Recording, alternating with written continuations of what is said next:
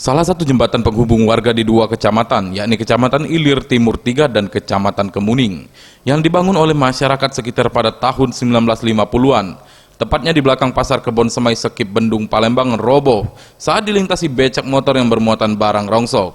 Wina Hasmiati, Ketua RT 20 mengakui, semenjak jembatan itu roboh, warganya banyak mengeluhkan yang susahnya akses warga dalam menunjang aktivitas sehari-hari.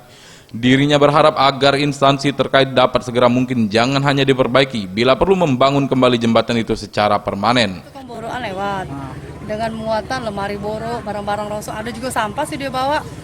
Cuman udah dilarang oleh warga, saya kira tidak boleh lewat. Ternyata dia masih kayaknya kurangin juga sih orang yang bawa borok itu, bapak itu. Harapannya ke depan untuk supaya jembatan kami ini dibuat permanen. Tadi sudah ditanya juga kan dia tuh batas untuk becak sama motor bebas lagi, alhamdulillah bersyukur Lian karena sudah lama sekali. Mungkin ada hikmahnya oleh Mamang Borokan itu yang Pak baru pacak tergerak hati pemerintah. Meskipun kondisi jembatan seperti itu tetap dijadikan warga pilihan utama karena lebih dekat ke pasar, sekolah serta rumah sakit. Namun karena roboh, warga memilih memutar melalui jembatan lain yang jaraknya jauh dan memakan waktu.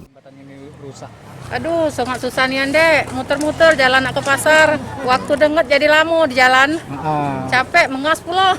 Harapannya minta semoga cepat diperbaiki. Makin diperbaiki lagi. Tidak bisa biar warga masyarakat tidak susah ya? Iya, biar masyarakat tidak susah lagi, jalannya susah nih, muter-muter, dekat tapi jauh. Welia Ep, Sriwijaya TV.